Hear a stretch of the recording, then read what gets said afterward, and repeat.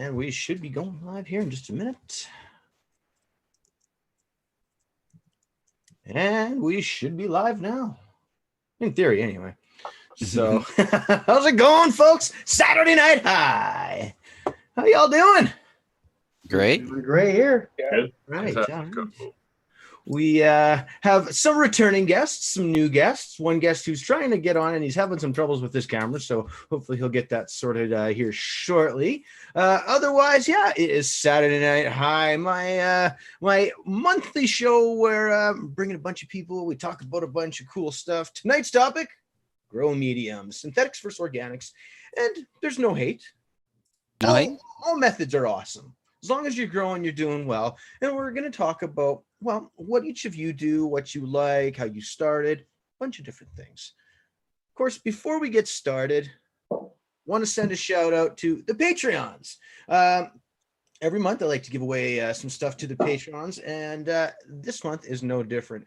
So without further ado, I would like to announce our winners. This month is Carl G and David S. Congrats, guys. Each of you wins some stuff from ILGM. I will be in contact with you in particular about the logistics of your prizes. But otherwise, congrats. And hope you enjoy that stuff. And shout out to ILGM for sponsoring these contests as always. And second contest, of course, the logo contest. If you're part of the Discord for the last month, we've been running a contest to look for possibly a new logo for the channel here, and we've definitely got a couple of good ones, but mostly bad ones due to, well, the nature of the contest. So for those unaware, I did a logo contest, and I was looking for the best and the worst. And we had some really good entries. Most of them actually came from Canada. And some of the really bad entries, well, we're going to look at those here. Let's look at them now. Oh. So I think we'll go with the big winner, because I actually ended up picking 3 out of the worst. And I'll talk about that here as we go. So I'm just going to share my screen here, and we can look at the big winner. And you guys should be able to see that now. All right, so this is our winner from the Discord. It goes to Case. Congrats, buddy. You're going to win some ILGM stuff as well. I'll be in contact with you about that. So he's our big Canadian winner for the best logo. I really like this logo. I like what he did here. It's simple. It's clean. I like the organics tagline. That's definitely a good one. So congrats to you there, bud. Looks awesome. So our worst Canadian entry goes to our boy Growing RX for this masterpiece of darkness. Now, what he says is there's actually a ghost logo overlaid on the black square. You just can't see it because it's transparent. So for his utter creativeness in doing absolutely deplorably bad, I would like to award him with the prize as well. I mean, let's face it. He went to extremes of laziness to achieve this masterpiece. From the US. Let's go to our first winner. Now, again, there was one other US entry, and he did pretty good, but he didn't quite follow the rules of the contest, so I had to disqualify him, or else we would have had a best and a worst. So I'll put posts on the Discord about this later, guys. Otherwise, this is, I believe this is Matt Hill. Matt, this is absolutely atrocious. I think what really clenched it for me was the fact that you left the screenshot of the kids' tools in there as well. I mean, this is some A-level inadequacy as far as graphics go, and I tip my hat. But, you know, it was a struggle picking between this one and our mycopathic fungi. Yeah, he entered this one. And again, guys, I like to see the hand-drawn logos. Very similar, actually. It's kind of funny how similar they look. But it's the Comic Sans font that just absolutely clinches it here. So, guys, you're also going to win. What's that? You took the words right out of my mouth. Yeah. Yeah. So guys, you're going to win some stuff from ILGM as well. I will be in touch. So congrats to all of our winners. And thank you so much for entering, guys. There's going to be another contest here right away. And again, ILGM, they love sponsoring these things, and I love putting them on. So without further ado, Saturday Night High. How's everybody doing? Wonderful. Good. Awesome. Awesome. So, like I said earlier, we're going to be talking about mediums tonight, organics, synthetics, and all that cool stuff in between. Synganics, maybe. And I'd like to start off, everybody. We'll just kind of go round table, introduce yourself, talk a little bit about, how long you maybe been growing for and what you got in the grow right now. So I will pick and we'll just kind of go from there. So to my left, right? Rooster, why don't you tell us about yourself, brother? Well, yeah, I'm Rooster. I've technically only been growing a couple of years now, like 2 years. So I'm probably the newest out of all these growers. People think I know what I'm talking about, but I really only regurgitate what I've learned from Goblin down here. I everywhere I go, people seem to take me because I'm everywhere. So people think I'm more important than I really am. I'm just a grow me with glitter in all reality. Nice. Well, as Too shiny modest. as you are, we absolutely appreciate having you here. And Rooster also acts as a mod on the Discord there, and we definitely appreciate the help over there. Let's toss it over to Green Goblin. Although I think most of you know who he is. Goblin, tell us a bit about yourself. Liberty. Yeah, I'm Green Goblin. I like to grow in organic using KNF and Jadam methods mostly, building my own soil and using dry amendments of that nature. And I like teaching people how to do that as well. For sure. And if for some reason you're not familiar, if you guys haven't seen the Green Goblin's channel, head on over there. Awesome stuff. He's got a great website too with some awesome info. We were looking at it this week as I'm getting prepared to make nice. some Jadam wedding agent myself. And yeah, great content, brother. Great content. Thank Mass you. Explosion, brother. Newest Hey, member of the how's it going? Patreon there. How are you doing, man? Very Welcome well. to the show.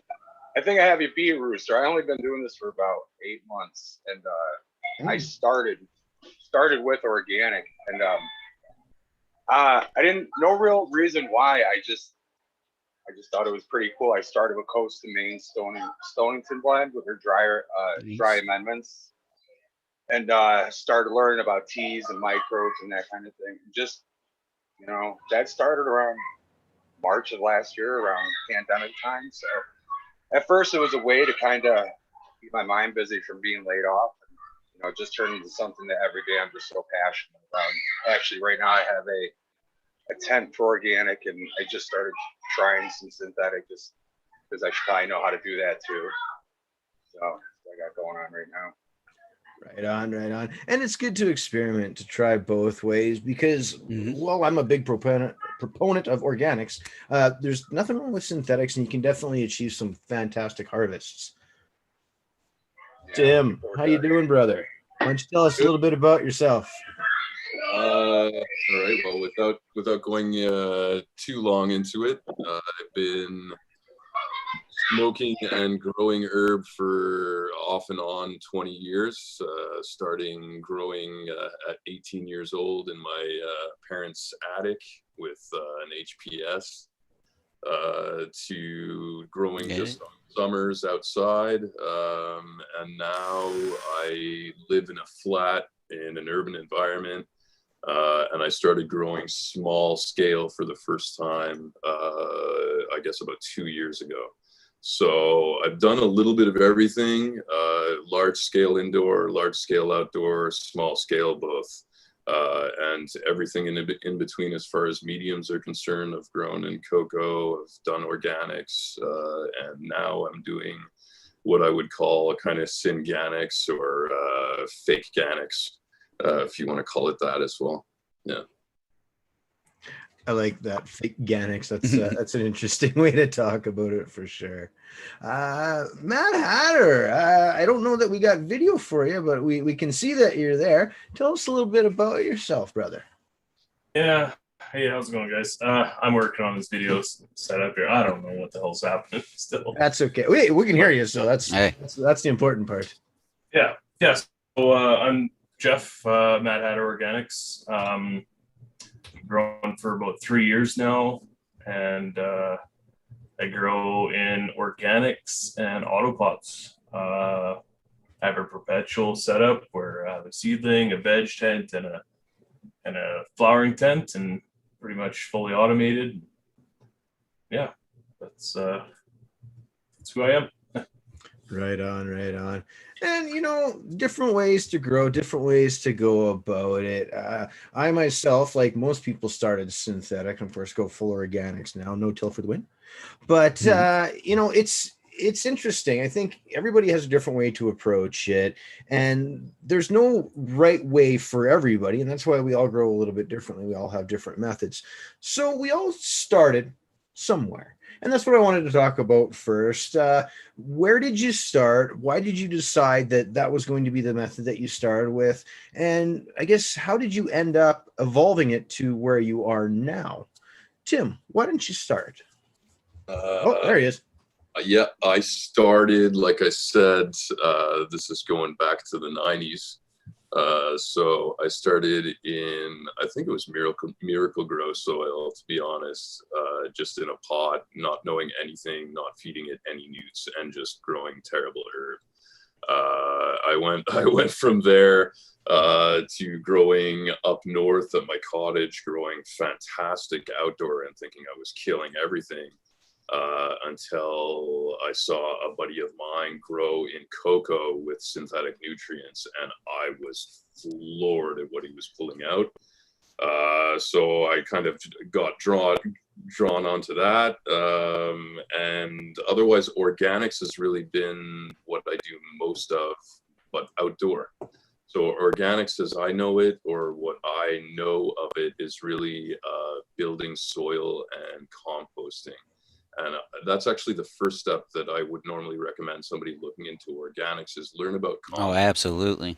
Learn about composting and building your own compost, because that's going to give you the building blocks you need to figure out what's a healthy soil, what's looking good, what has the right microbes in it, what has the ugly stuff in it, what to stay away from putting into your soil, etc., etc. So I'm meandering. I blame this.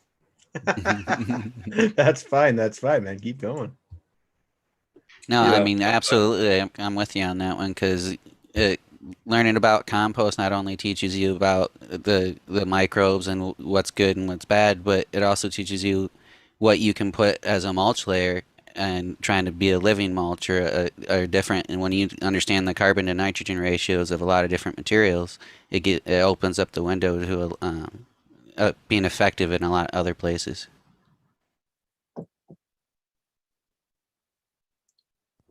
Most packaged compost sucks as well.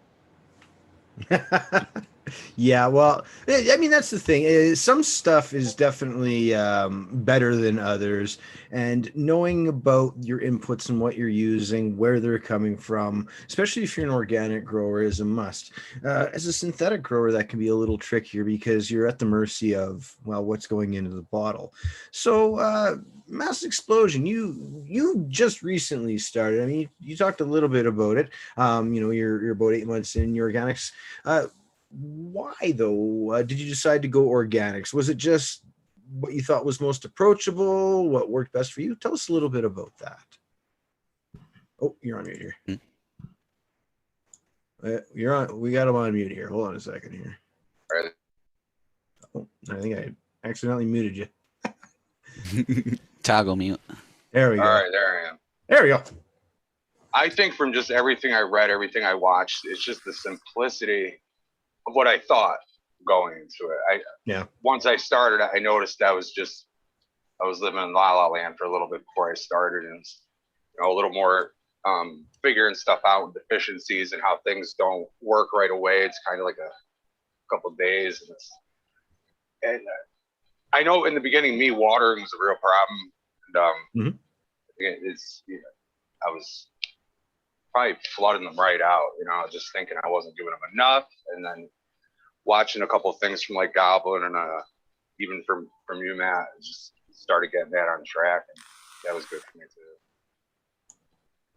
Right on, right on. And I guess then, what would you say has been your biggest battle that you've had to face, or the toughest thing for you to understand so far? Has there been a big challenge?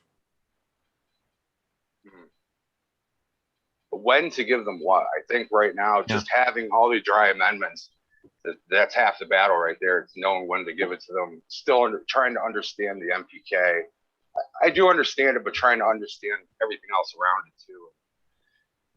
You know, and just trying to get a good understanding of everything so I have a solid foundation on it. That's been a little tougher, but still just trying to do as much homework as I can and learn, you know, from guys like all of you in the screen. Yeah, man, totally. And it's constant. I swear, it's like every day I'm picking up a new tip, something new in regards to growing, watching somebody else's channel, reading a book, podcast. There's just so much great info out there. And that's the best thing about this community that we continue to build is everybody's sharing.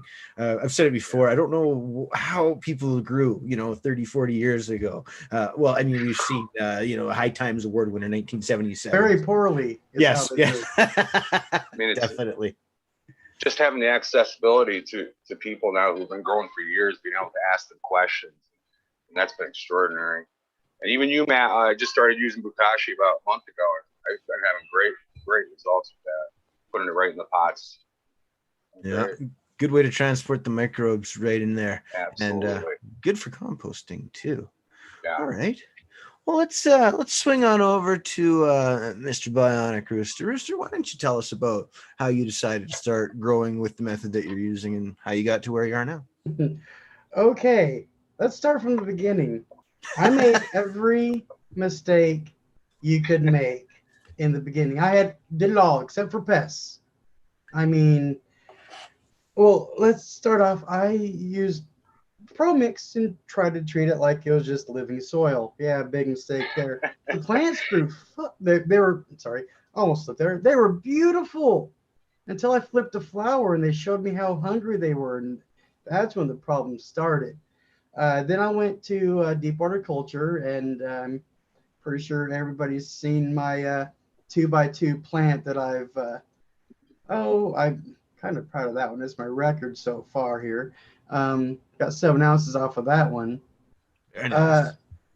Now I microsized it. I went to little mason jar grows, challenging myself.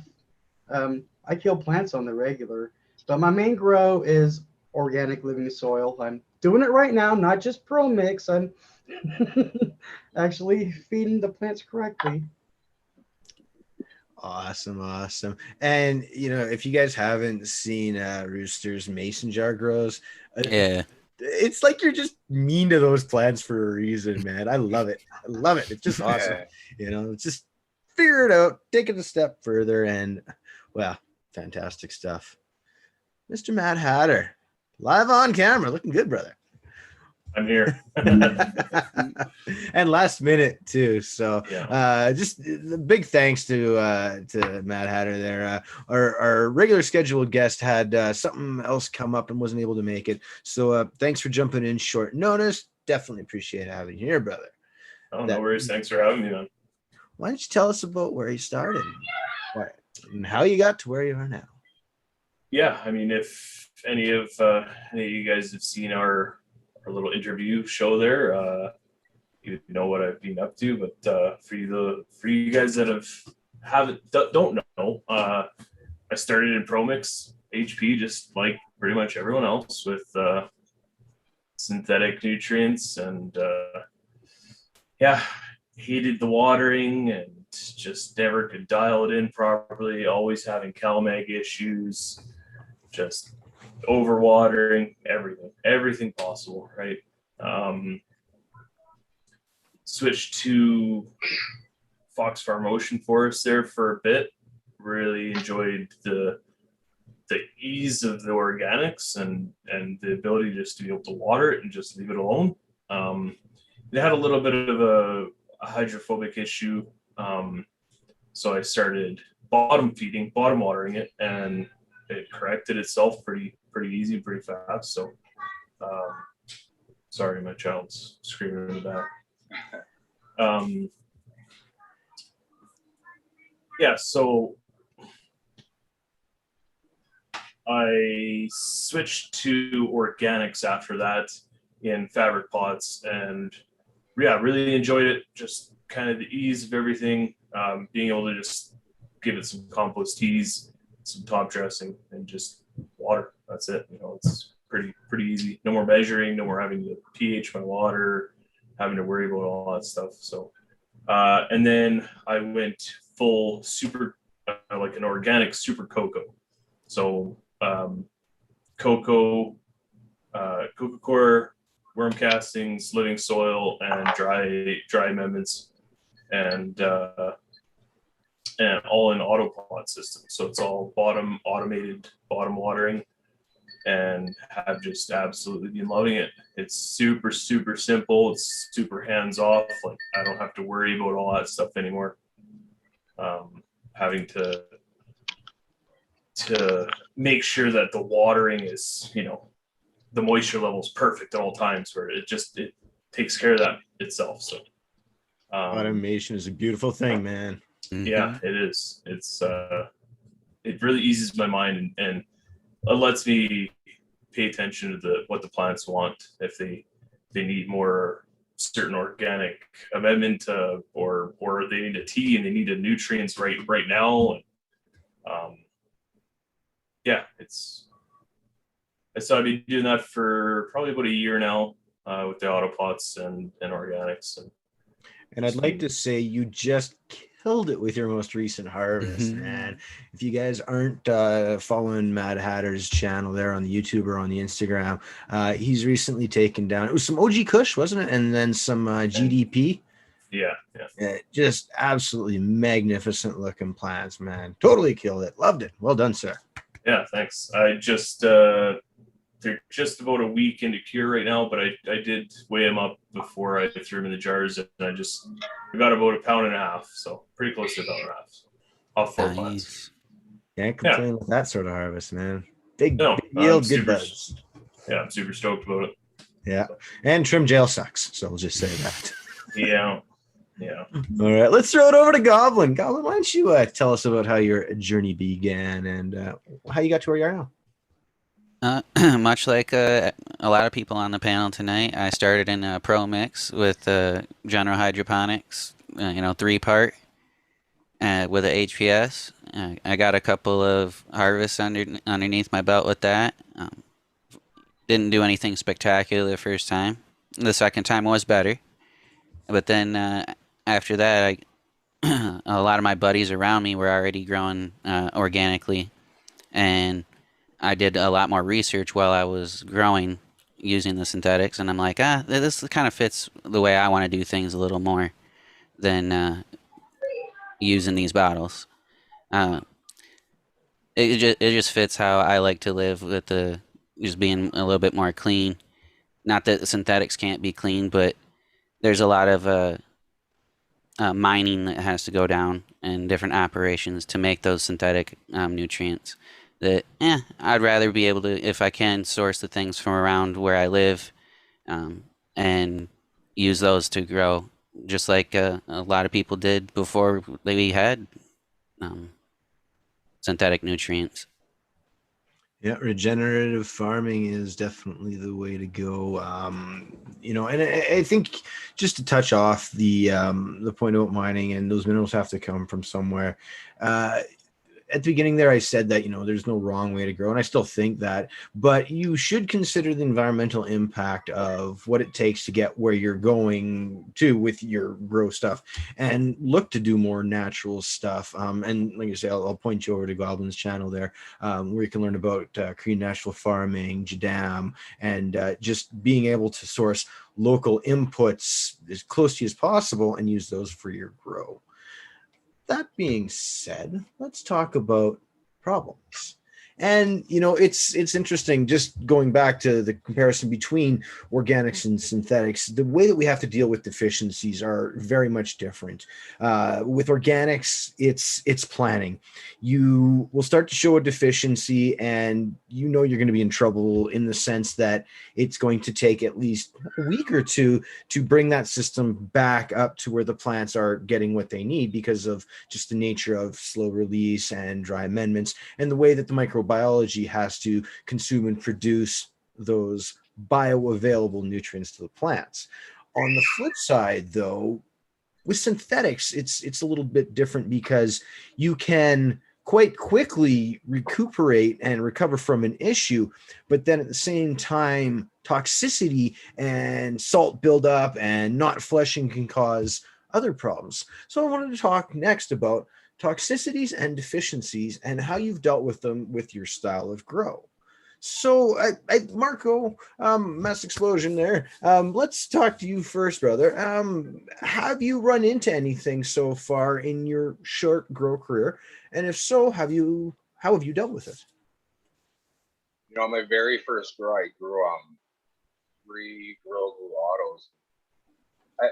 I sprouted 3, got 3 inside the tent, all the way up straight into flower, and then something crazy started happening. One of them started curling in, and I checked the ppms on it, and it was crazy, something like 4,000. I was like, I don't know if this should be like this. So I flushed the thing out like crazy, not knowing what I was doing at all. And eventually, I mean, it wasn't getting any better, so just kind of put it out to pasture. But other than that, that's pretty much the only problem I had. A couple like little deficiencies with some bottom leaves turning yellow, but nothing crazy. I haven't had any real problems yet, knocking on wood. But I'm sure I'll have them tomorrow morning now that I said that. There's always something going on, man. I say, Oh, if you're not seeing it, you're probably missing it. Yeah. All right. Well, hopefully things continue to go well in that regard. How about you, Rooster? Have you had problems with toxicities or deficiencies, and how have you approached it? Yeah, most recently with the mason jar grow, I had besides the root bound issues and having to go to a half-gallon jar, which that was kind of disheartening. I was trying to do it small. The easiest way to deal with that is empty the water out and swap it with a lower nutrient saturated water, and hope to hell she balances back out. Now, I've never really had a toxicity issue with organics, but yeah, I've had plenty of deficiencies, hence my first 3 runs, which were total BS because I didn't know what the hell I was doing. Thankfully, I ran into some YouTubers that know more than me and got me on the right track, making actual living soil, and my plants have been loving it ever since. Yeah, that's the nice thing about living soil is you kind of build everything up and just hope that it's going to carry through. Of course, you can add inputs top dress throughout. Let's go over to Goblin now. I mean, you've done just a whole host of organic growing, and I'm sure you know too well the problems when you don't time things right. Why don't you tell us about some problems you may have run into in that regard? Well, honestly, even though I've been growing for quite some time and growing organic for most of it, even on this very last run with the purple ice water, I did not anticipate them stretching nearly as much as they did, getting nearly as big as they did. So therefore, I'm in a 7-gallon pot, and in organics, the bigger the pot, the better, especially when you have a bigger plant, because you need a more nutrient cycling happening in that pot to keep the plant fed. So I totally underestimated how big they were going to get, and they got quite hungry towards the end. Granted, I pulled it off, but they didn't look pretty the whole time through. Yeah. So any tips or tricks that you use there to help carry things through to the end, last minute compost teas, that sort of thing? And just real quick, if you're not talking, maybe be on mute there. I know a couple of us have kids in the background. Yeah, compost teas definitely helped out a lot. Every single watering I would do, whether I was doing a compost tea or not, it would at least be a compost leachate, which is literally just running water through a bunch of compost. And because I had to keep those microbes extremely, extremely active, keep those plants fed. And I did top dress a little later than I normally would have because of said thing. And then also, if you do have a fermented plant extract or Jadam liquid fertilizer, that takes a little bit longer to make. that does help out quite a bit because those nutrients are really, really available to the microbes, and they can easily turn those into plant available nutrients really quickly. So that's more of a, you can kind of get more of an instant fix with that, more of, I don't know, a few days than a few weeks. And I kind of just limped along until then. Yeah, I've run into that myself too. And just to try and you say pull it those last few weeks by giving it some quick fixes and whatnot. Matt Adder, how about you, brother? Deficiencies, toxicities, what kind of problems have you seen? I've seen a bunch.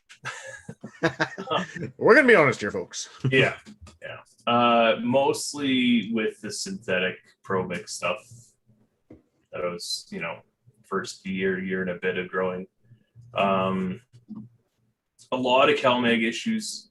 I was never able to get my pH right. It always seemed like whenever I fed and watered, the soil would always adjust the pH on me, and it was never getting proper calcium and magnesium, and it was just always showing up in that fourth or fifth week of flower. Well, I guess autumn flowers, fourth or fifth week of its life. But until I switched to organics, and then after I switched to organics and had a good soil recipe and amendments and everything, then that's when everything corrected itself. And I've had nitrogen issues, toxicities in organics as well. So I pretty much just flushed. I had a lockout issue in synthetics, and I just flushed. It's just flush it away and start over again. Yeah, and that's a real good way to kind of look at it across the board, whether you're organic or synthetic in that regard, especially for toxicities.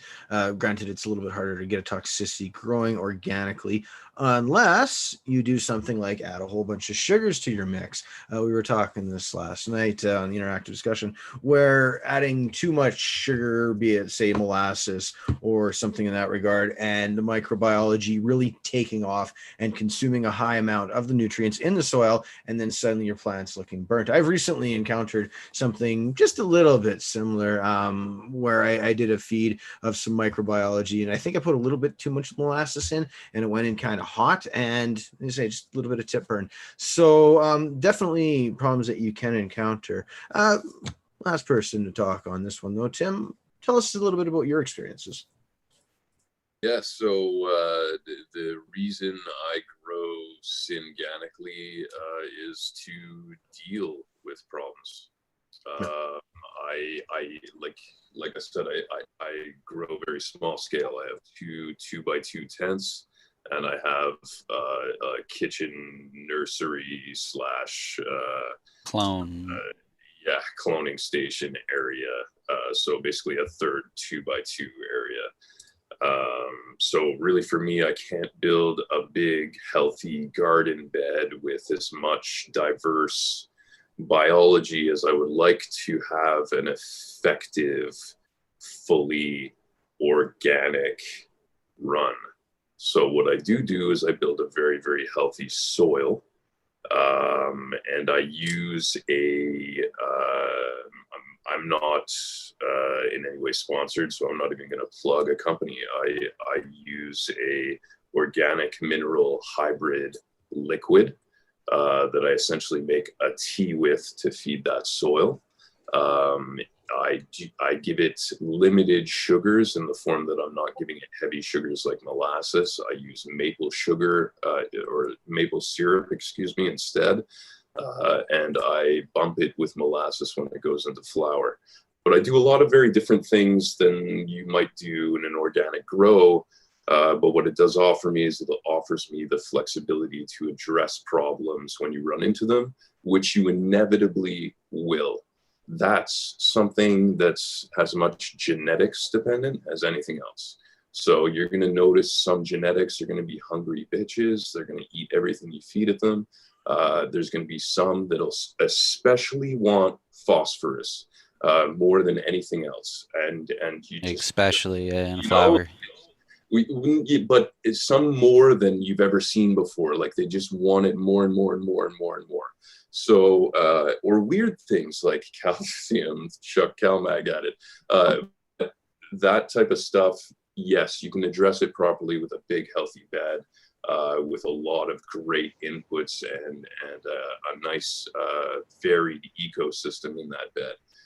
But if you're dealing in small spaces, you need the flexibility to react without introducing a whole bunch of potential organisms, and something that you're probably about to touch on, insects and stuff. So that comes kind of part and parcel with growing fully organic. And I think it's one thing that most people are probably neglecting to mention is you do have to deal with a surplus of insect activity when you're growing fully organic. And that's actually a perfect segue into the next topic, and that was bugs. And the way that we're going to deal with pests in an organic system versus a synthetic system can be different. You can do beneficial bugs, of course, in a synthetic system, but they may not have everything that they need to maintain a long life. So let's talk about IPM next and how you've chosen to approach it with your different systems. Why don't we go to Goblin first? Of course, I think you probably have a few really great natural techniques to apply. Why don't you tell us about how you go about IPM?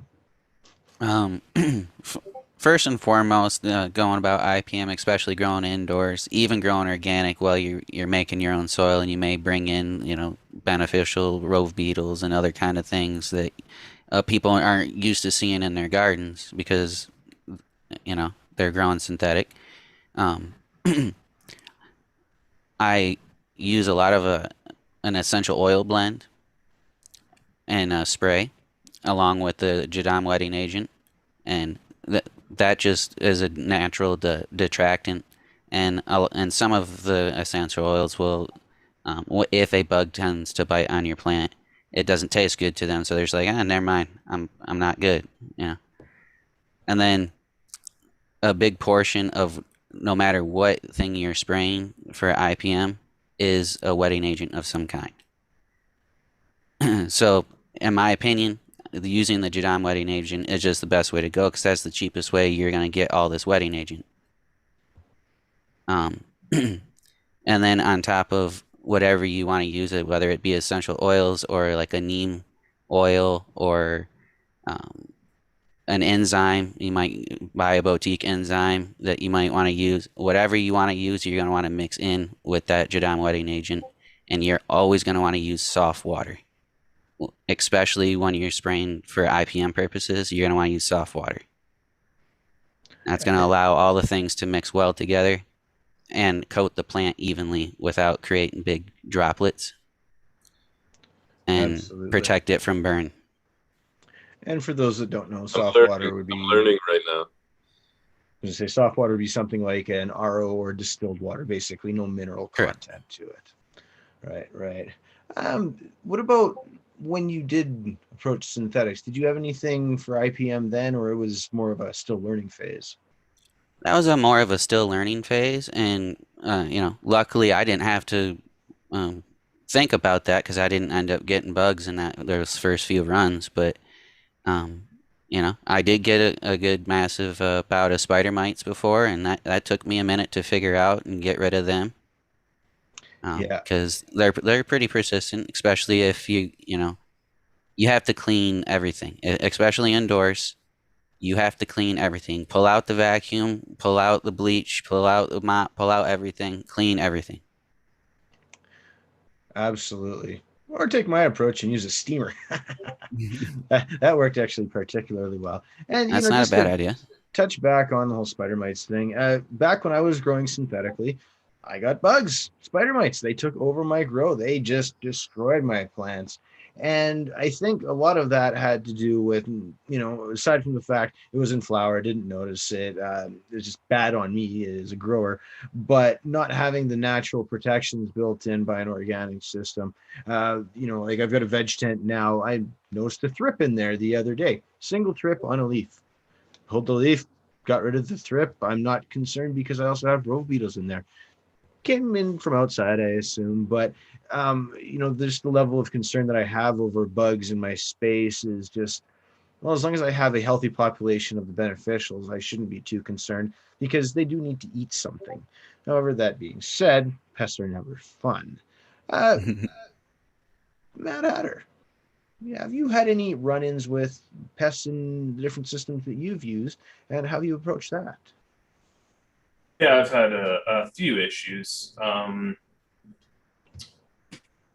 guess the first one was a year ago with spider mites in when I was using synthetics. Just tail end of the synthetic road there. What did I do? Scream. I pretty much just got out the shop vac. I was in like 5th week of flower, so I couldn't really do much. And at the time, I didn't know about beneficial bugs, and when to introduce them. I pretty much just got out the shop vac and vacuumed as much as I could, and just tried to push it all the way to the end of flower there. So managed to get through that. After that, I learned not to bring any house plants in, not to let the wife come down into my grow space with her house plants and stuff. So,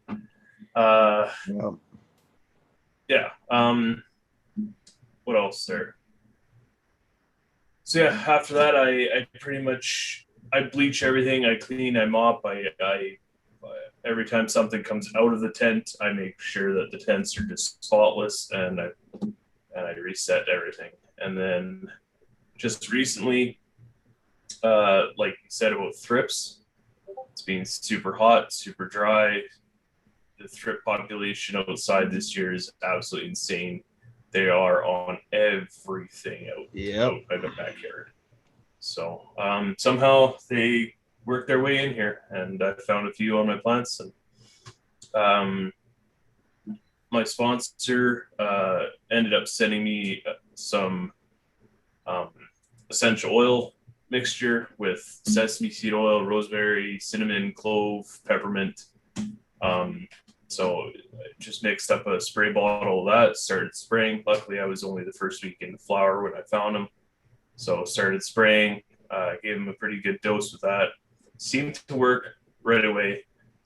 I haven't seen anything. And then about 3 or 4 days before I sprayed, I actually went on to Copert Biological website there and ordered some Swirskeys and Spikles. So the Spikles are the Californicus, and they'll go after they're little tiny mites, just the same, pretty much the same size as spider mites. They'll go after the spider mites, and the Swirskeys will go after the thrips. So I ordered a whack load of little sachets that you hang all over your plants, and they just spread out all over the leaves and the branches, and they attack all the nasty bugs that you don't want. So brilliant thing, brother. That's exactly what you want to grab right there. Yeah. So I know the little envelope you were talking about. Yeah, they're by far the easiest way to distribute them as well. Yeah, exactly. And once they're gone, you know what they were eating is gone, right? Because their food source is out. Yeah, 100%. Yeah, so they'll last about 5-6 weeks if they have a food source. And then so I just keep everything clean, and I battle with essential oils and beneficial bugs. Seems like a pretty good standard practice. Anything that you want to top off when you did synthetics back in the day, or like Goblin was saying, it was more of a learning thing still, and that's how it was for me too. Yeah. Same here. I had no clue beneficial bugs even existed. I had no clue that essential oils could do what they actually do. And yeah, I just thought, oh, maybe some Safer's insecticide soap will take care of things. So I used that a little bit, but yeah, no, I never really paid attention to all of it. And it's the most important thing out there. Like there's lights, there's soil and all this stuff, but if you don't have a good IPM, none of that matters. Yeah, for sure. I mean, there's two types of growers. There's those who have had spider mites and those who are waiting to get spider mites. And that being said, mass explosion. have you had any bugs? Yeah, I know. And I hope it lasts a long time. But what are you doing for IPM as a newer grower? Are you working it into your plan yet? Originally, I started this all in my bedroom, so I didn't really have to worry about bugs. But as soon as I came into the basement, fungus gnats have been a problem the minute I put my pots down. And I just recently started. I mean, I had the the yellow stick traps going crazy, decorating the whole tent with yellow stick traps. And I started learning about diatomaceous earth, and that's been really, really helpful. But still here and there. Other than that, nothing crazy like spider mites. Knock on wood. Did you say diatomaceous earth? Yes. That shreds everything, though, right? So anything that you want living in there is also gonna bite the dust. Yeah, that's a good point too. I mean, there's different especially the ways arthropods. There's different ways, of course, to deal with the different potential infestations. And there's things that harm all bugs versus things that may just harm the one bug. And that's why I try to stay away from doing sprays and whatnot. Generally myself, although I don't know, it's one of those things you have to do carefully, I think, and consider, what you are doing and when you may need to do it. Rooster, you had you put your hand up there when I was talking spider mites. I am under the not had them yet category, and I should probably start some kind of IPM because right now I'm still kind of rolling the dice and playing the lottery because the only thing I've ever had to deal with is fungus gnats, and that's just sticky traps and diatomaceous earth, or just letting my soil dry out for an extra day and they're gone. So yeah, I need to start some sort of IPM because it's gonna happen. Bottom watering is a good way to help with that too. One of our Discord members right now, he's dealing with a pretty bad infestation. He's put some sand on the top of his pot and whatnot. That's what I was going to recommend. Yeah, and that's really good because it just chokes them out and whatnot. I like the nematodes as well, watering some nematodes. But I've been dealing with fungus gnats myself for 6 months, but I'm okay with a few fungus gnats because it tells me that there's something in there for the beneficials to eat. And as long as they're not running out of control, then I know I've got at least a healthy or decent population of beneficials in there. So last one to segue back into was Tim, you brought us into the topic on bugs. Anything that you want to top off on there? Yeah. So I approach it. I don't do sprays, or I try to avoid doing sprays. I've done them in the past in big scale because I have seen full nightmares, full blown spider mites that went out of control on an absolutely huge grow space. Worst case scenario, literally. I've never seen anything like it. It was a torch and burn scenario, which really leads to me to what I do is really it's about mitigation. It's about cleanliness. It's about, yes, beneficial predators. If something does go in there, you find out what eats that, you introduce that into the environment. But I did have a few tips for people. Never bring an untreated clone into your environment. Somebody offers you a clone. It doesn't matter if they're your best friend. You don't know what was in that jar until you've sequestered it and treated it yourself to ensure that it's clean and you've changed that medium out. Absolutely. I just adopted some plants and had to do the same. Yeah, that can ruin your whole environment. Never use somebody else's growing medium. Cook and sterilize everything. if avoid extremes. So extremes in temperature and extremes of humidity can cause big swings in various types of nasty critters. And the other thing is keep healthy plants. If you have a sickly plant, it's going to be a lot more susceptible or a breeding environment for those critters. So keep your plants healthy and they'll be stronger against the shit that tries to eat it. Am I allowed to swear? Sorry. Yeah. Yeah. So, yeah, that's it. Yeah. YouTube will lock us down here at any moment anyway, so we're not too concerned. It's not about the money, folks. It's about the education. Demonetized. Yeah, pretty much. Timothy ruined it all. Sorry, guys. Well, I heard if you don't swear within the first few minutes, you're pretty good to go. So, I mean, I think we're good. Just mute me if you need to. It's like weird. That's right. We'll have the beat button going every once in a while. So all good though, all good. Okay. Well, you know what? I've got one more question to round out the cast here today. And I think we'll talk about lessons learned and advice you'd like to share about such lessons.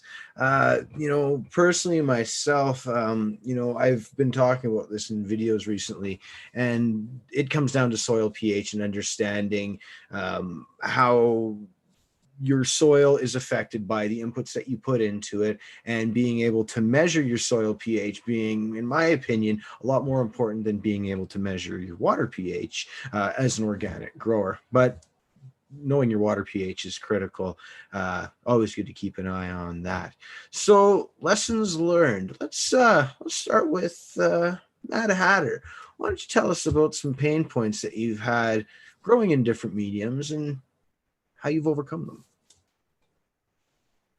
Yeah, I think like I touched on before, with ProMix and synthetics, just never was able to get the pH proper, and always having those CalMag issues for some reason. Maybe it was the cheap, shitty $10 Amazon pH pen I was using at the time. Like a lot of people use, if you really want to dial your pH in, go to something like a Blue Labs or something like that. It'll help you out for sure. Learn how to calibrate it as well. Always keep it in that solution. Make sure you're taking care of it. Yeah, that's great advice, especially those cheap ones off Amazon. You're better to just save your money as opposed to buying 3 or 4 of those over the course of several grows.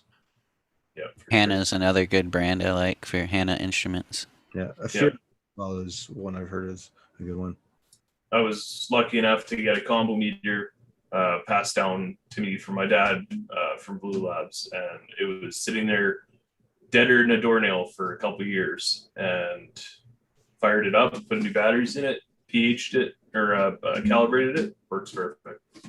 So, but with that being said, since I switched to organics, I don't pH anymore. I know my tap water comes out at 7.2. I know my RO water that I get comes out at 7. And I know the soil biology that I have will take care of everything that I need. So it balances itself out 100%. Haven't had any sort of pH lockout issues or efficiency issues or anything since I started doing that. And I've never tested my soil either, which I probably should one of these days, but I have really no means of doing it. Maybe I'm not too sure. Maybe I can make a slurry out of it and test it that way, but it's something that I have to look into. Yeah, lots of labs around that can help with stuff like that too. Testing and maintaining is so important. And just one quick point there, over time, especially if you're doing a living soil or organic mix, you're going to see your soil pH will likely start to drop over a period, probably several grows, just because organic matter over time will begin to acidify. So it's important to always keep an eye on what you have going on in that pot, just because it is going to change. It's not going to stay a constant. And you talked about it there, Matt Hatter. Just getting it tested is definitely of critical importance. Yeah. So, Rooster, how about you, brother? Lessons learned, advice you'd like to share? ProMix isn't living soil. I mainly lessons. Deep water culture, you can mess up really, really fast. Do not get too stoned and fall asleep and forget to fill the buckets. That plant will dry. It'll be dead in the morning. Yeah, it's a lot easier, but if you catch nutrient deficiencies and stuff, it's a lot quicker in deep water culture to fix because they show problems a lot quicker too.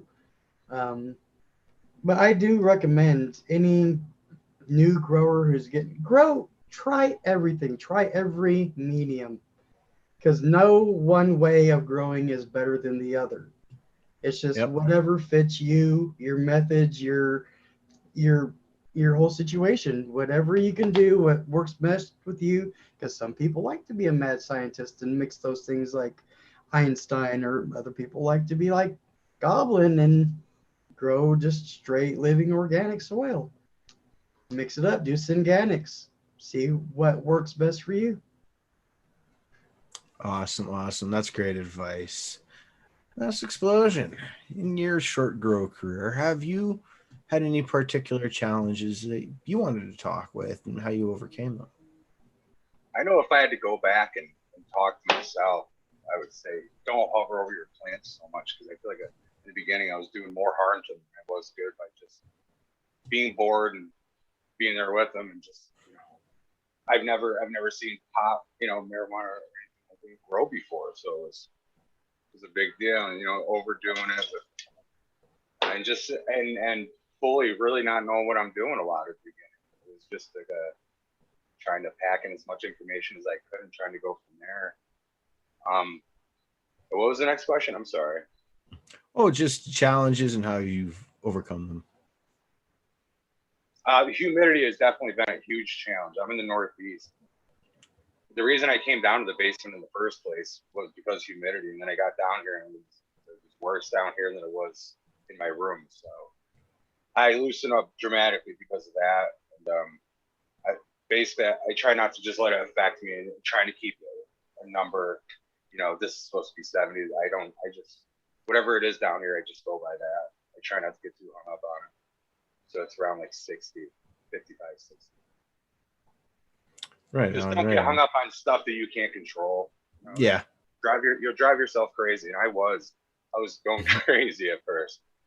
Getting discouraged when it's like, you're down here growing a plant. You don't have to get so down on yourself because everything's not going exactly your way, or it's not as big as you thought it would be, So just patience and just knowing that I guess good things don't happen overnight. All of you have been doing this for a while, and I'm sure it's taken a while to get where you are, where you can grow product that you want to smoke, not just something you grew.